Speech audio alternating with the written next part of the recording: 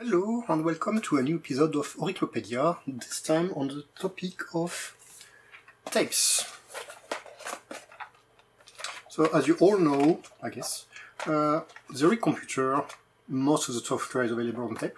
We had floppy drives, but they were not very common. And so for years I've been using this trustworthy Philips standard from around the year 2000, and that's not the one I had back in the days, but that's what I use when I came back doing Oric things. And so I started collecting Oric games, and many of them were not actually available on oric.org, and I wanted to rip them. And that's when I started having problems with that one. It started to get a bit tired, so I started to investigate what would be the ideal the ultimate Oric loading device. So years before I started the Oriclopedia, I started buying some tape drive, and you probably saw some of the unboxing, like the Yamaha TC800, the Ingersoll, and I think the Alba. But that's only three out of quite many. And unfortunately, or fortunately, at some point, things like that started to get released, like the Oric Erebus, and many other Arduino-based devices like the Tapuino, ZXduino, etc. Now there is even the ZVX, it's something for Spectra video machine, and which also work on the Oric. And then I got this as a present from one of my Oric colleagues, Laurent Retroric. That's the official Oric Tape Drive. So it's not made by Oric, it's an OEM thing with the Oric logo. But surprisingly, it worked very well. Actually much better than the Philips one. A typical issue with the Oric soft is that there are no official drive, at least it was not available everywhere. So each of the publishers basically were recording with their own volume or own parameters, and you can have something that loads perfectly fine on one drive and will fail miserably on another drive. So the arrival of all this device meant I basically stopped my idea, but there were another reason. And the other reason was that there were no way I could actually test these, because most of these drives will not work. They had some gear problems, some were full of gunk because lubrication dried out, many had broken belts, there are many broken connectors, some missing volume sliders, some battery which were left inside and crowded the battery compartment, some were even having broken keys. So on the range of these things goes from 1975 to 2019, which means that some are basically brand new, they have new capacitors, new belts, and some you compare with devices which are 10, 20, 30, 40 years old, and it's not fair to compare an old device which may just be worn out with a new device. So what I'm going to do instead is that I'm going to show you all the drive I do collected, and talk about the actual differentiation on the important parameters in the context, specifically of the context of loading Oric tape efficiently. And there you go. My collection of tape drive in all its goriness, including some of the boxes. So they are roughly sorted by period. That's the oldest one, that's the newest one. So this thing is a piece of crap really, but it has a USB and MP3 encoder, and that basically is the latest type of tape head you can find. They are not very good, but at least you get a baseline. That one, the Yamaha TC800, is the oldest by far. It's from 1975, or at least the range was from 75 to 78. It's not dedicated to loading software program. It's just a nice looking system, which has a Dolby noise reduction. You can set the volume independently on left and right, same thing for recording. It has a lot of connectors on each side, plus on the back, and it has a standard C7 power connector. All these are roughly from 1983 to 1985, I would say. So that's the classical computer period of time. That one has a nice feature. It has a monitor with the individual volume control. What that means is that you can change the volume, which is going to be output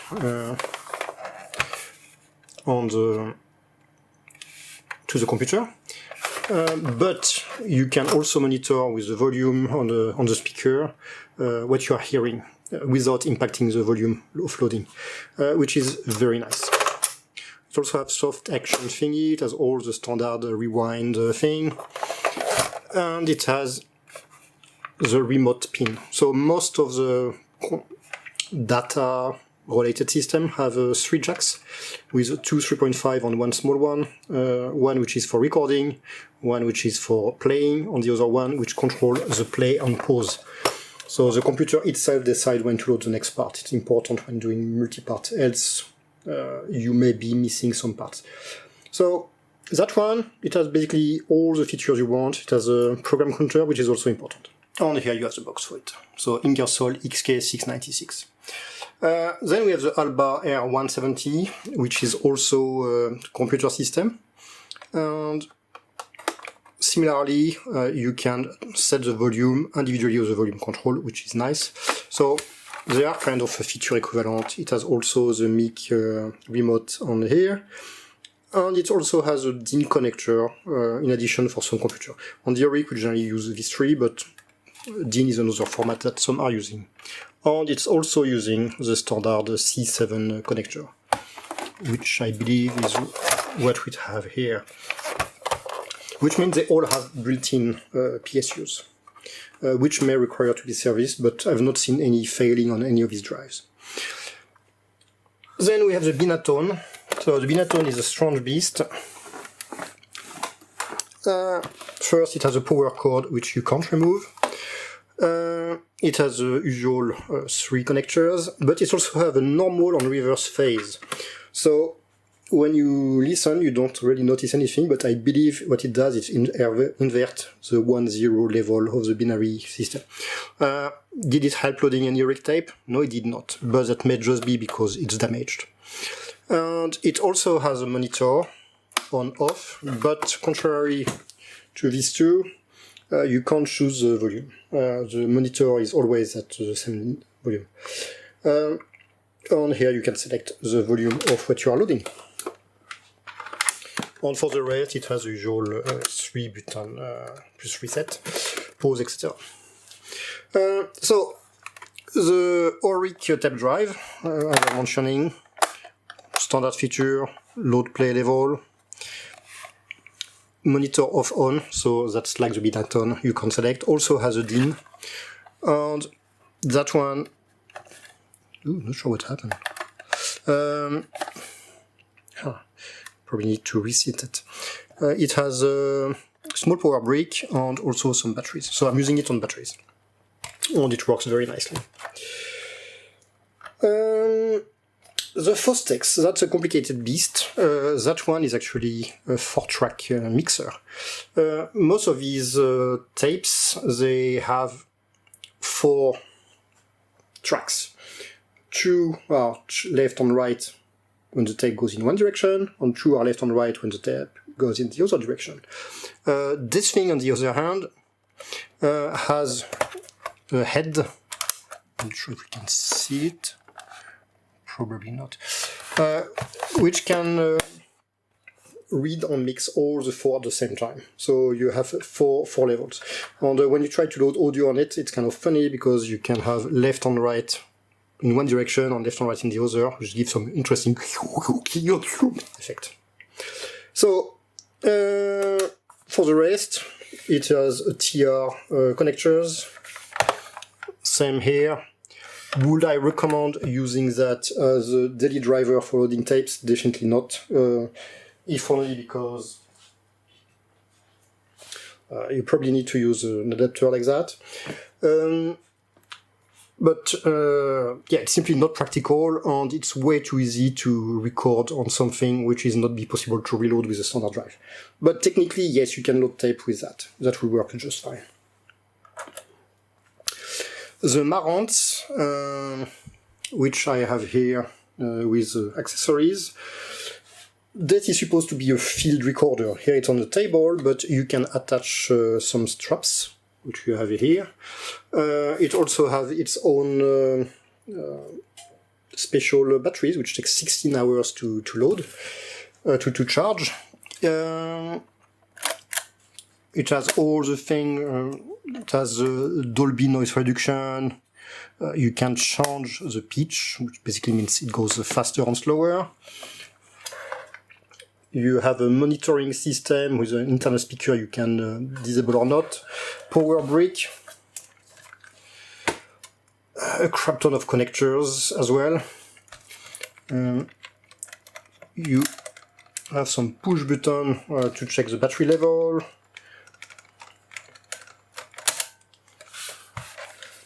And yes, you can load tape as well, but you have to make sure that all the pitch control is correct, and that you disable all the Dolby noise reduction, select normal, because you can select between chrome and metal as well.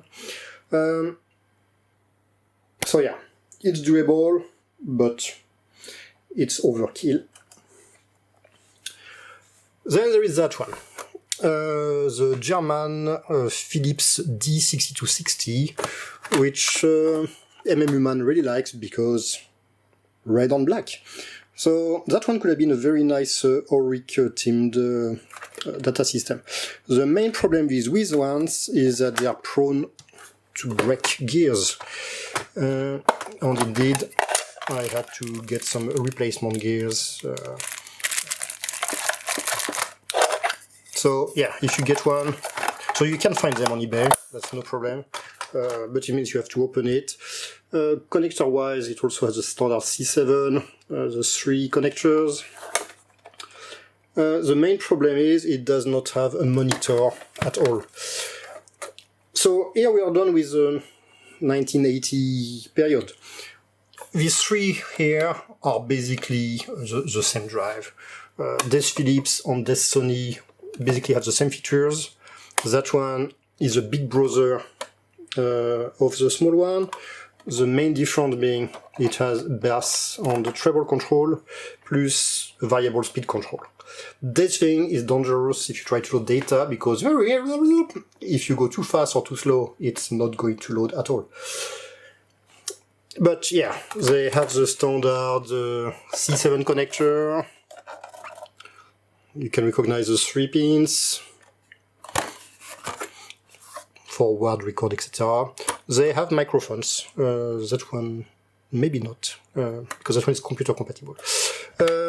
So that one is the same, but with additional outputs, I guess, for speakers, line version. Also the C7.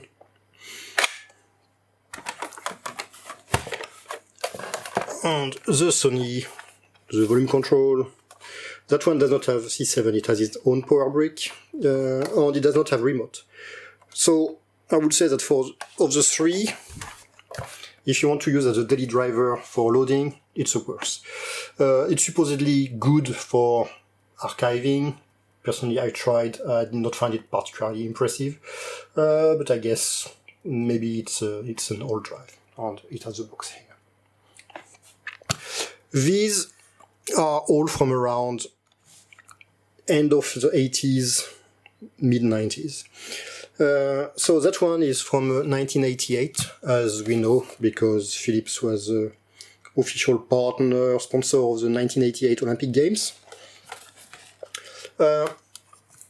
When I'm listening to music, I'm actually using that one, because it has a 3-band equalizer, AM, FM, except now it's not on in Norway anymore. You can select between stereo and mono. You can select between metal and normal. Dolby, And yeah, it's simply a nice drive. It also has auto reverse, good build quality, very silent. So would I use that as a Oric Tape Drive? No, because you can't record. It's just a player. But to listen to music, yes, definitely the best of everything here, with the exception of that one, which is very nice. These two ones are actually some voice recorders. So that one has a voice activation system, it has a built-in microphone, and it's basically for taking notes. It has it's kind of flimsy quality, it's not very good. Can you load? Yes, definitely. It does not have a remote, so that's kind of a bummer. But other than that, this is usable. This one is a big brother. It does not have the auto system, but it has a decent speaker. It has... This is for taking notes, so you can listen later, so things got faster or slower. And it has a tone system.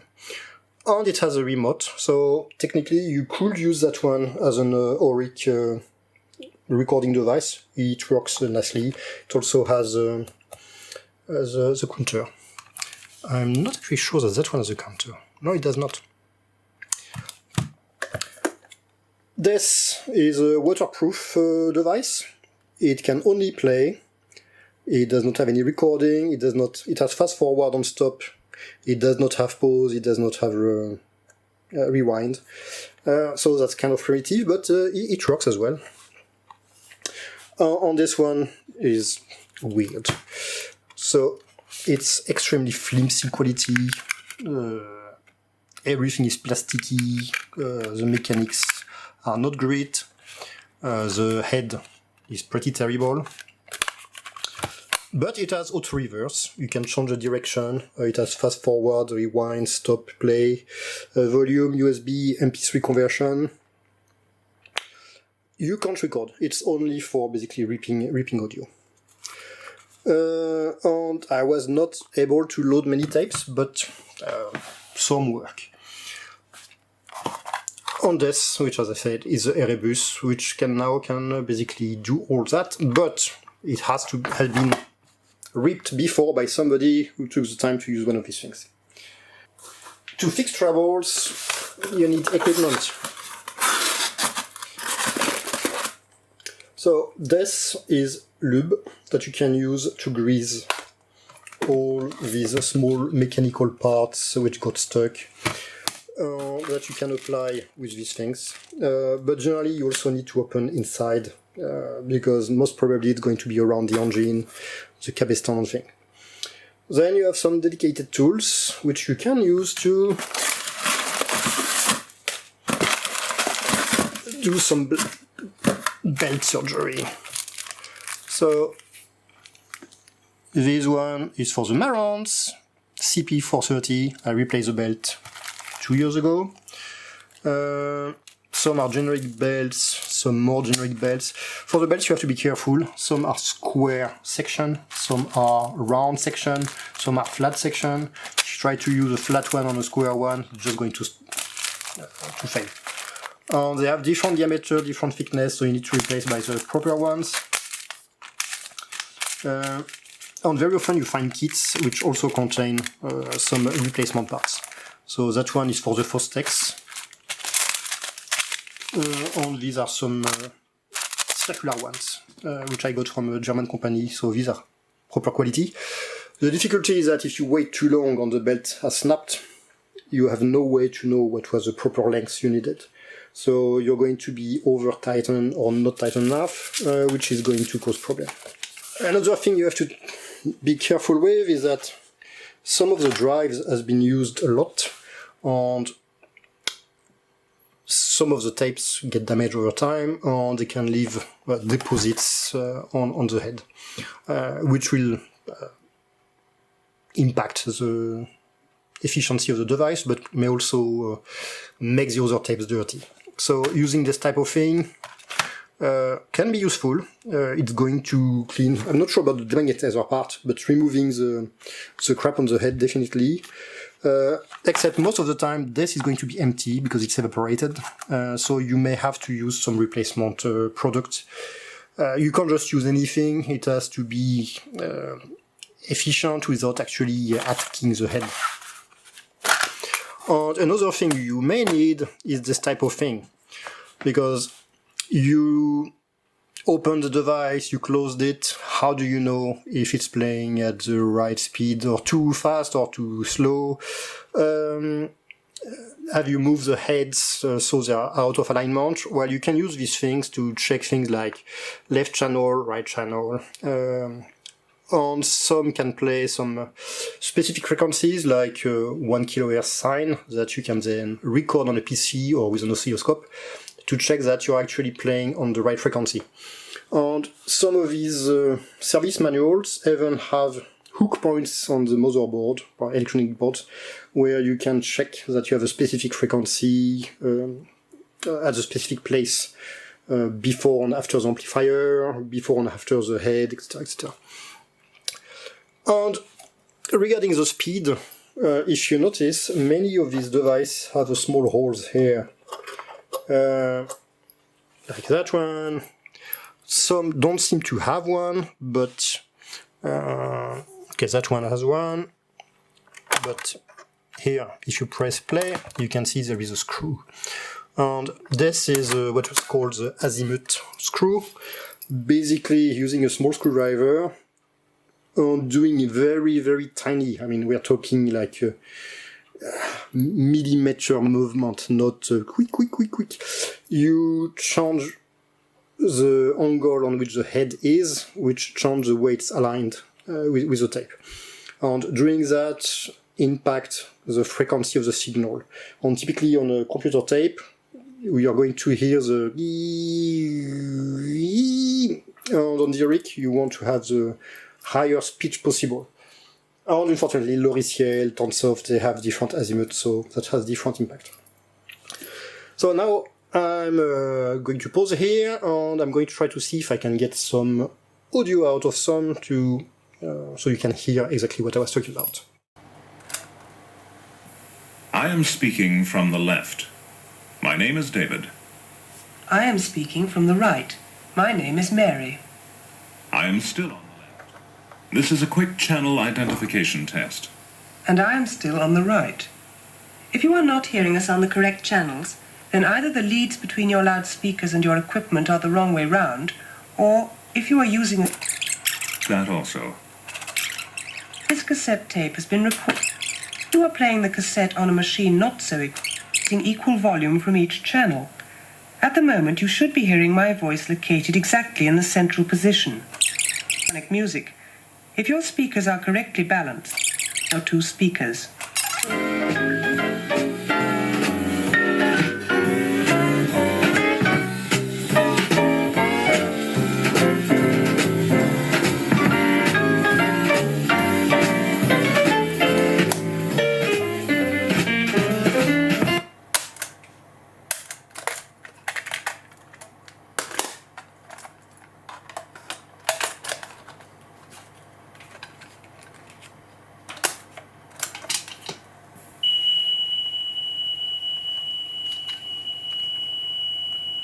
Tape speed measurement.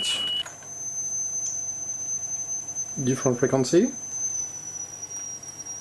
Not something you're supposed to listen to, but should use with an oscilloscope. Now we are trying some music by Gwem. Break on Armchair.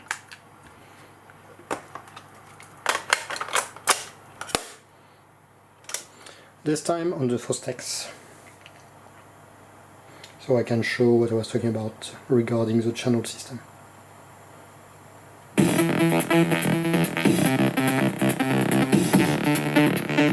Now we're playing left. Now we're playing right. And we have a different section for the two channels. So we can swap the channels. Now we have the right one playing on the left one on the right.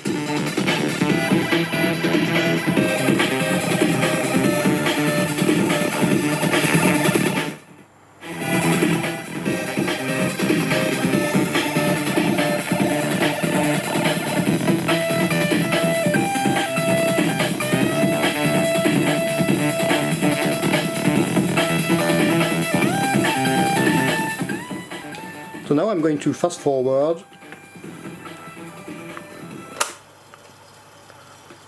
to reach a point where we have access on the other side of the tape.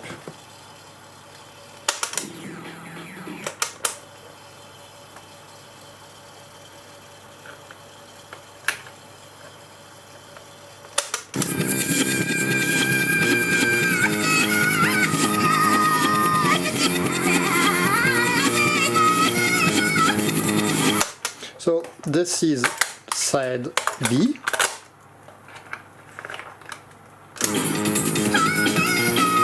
But played in reverse, which means you can do that.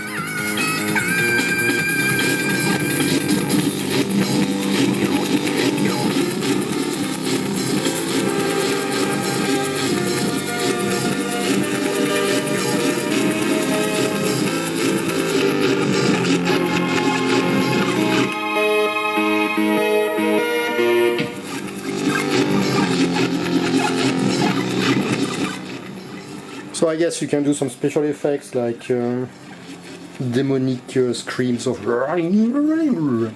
But yeah, so there it is what you get with music on the Fostex. Now we are going to try to load tape with computer software.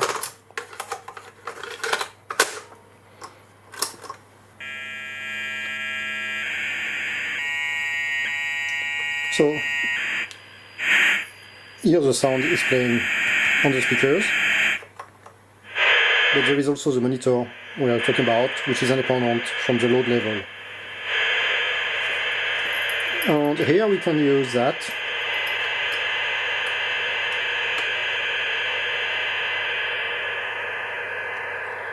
so I'm getting too extreme, but so it will never load like that of the Oric. So now I turn to the right, it gets sharper.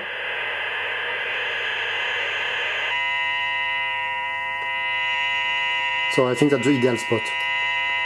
Here, now we are too far in the other direction.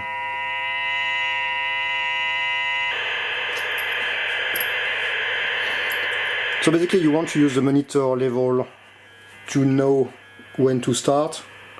Then you write down the position. Then you rewind to the position you were earlier. So I think I was at 3.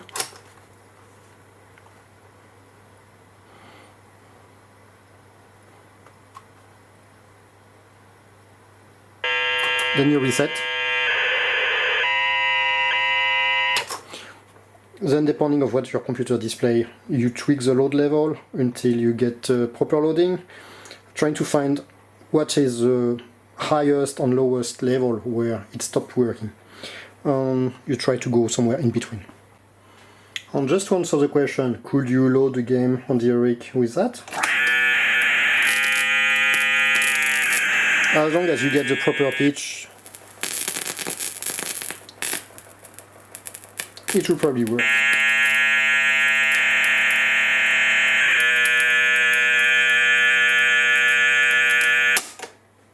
But as you can hear, there is electric noise in it, so that one is not finished being repaired.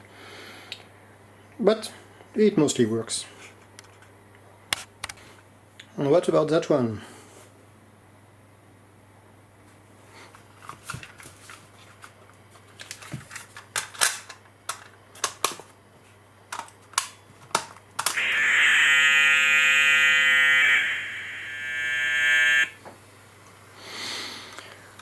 You totally can, but there is no tape counter, and it's never clear on which side you are.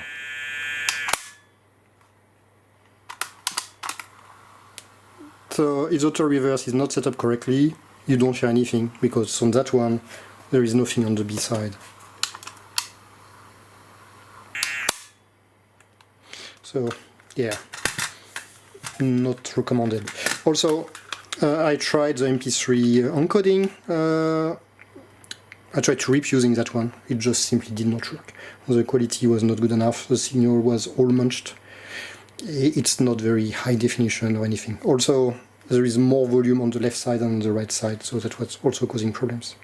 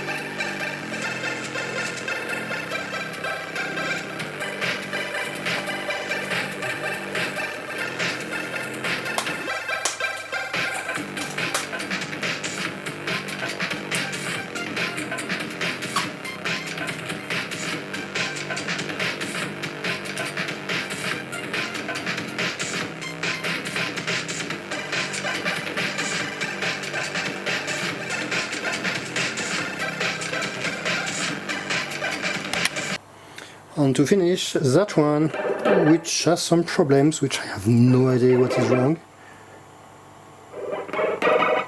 So the speed works.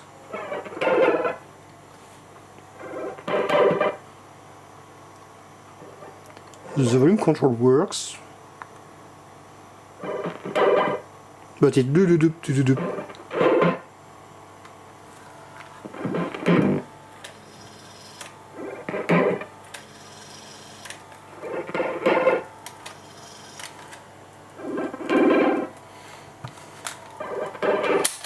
So there you go. From all the drives, that's the only one which does not actually work correctly. Oh, it's probably something dumb. So yeah, sorry Gwem for breaking your music in so many small blocks. But yeah, so that should give you an idea of what you want. So you want something with a monitor system, where you can tweak the azimuth, which has, not like that one, but which has here, mic on remote. Ideally, that uses a standard C7 cable, which also work with batteries for when you need it. And something as dumb as possible. You don't want bass equalizer, you don't want a Dolby, you don't want a selector for chrome or metal. You want something just extremely standard and which works nicely. Thanks for watching.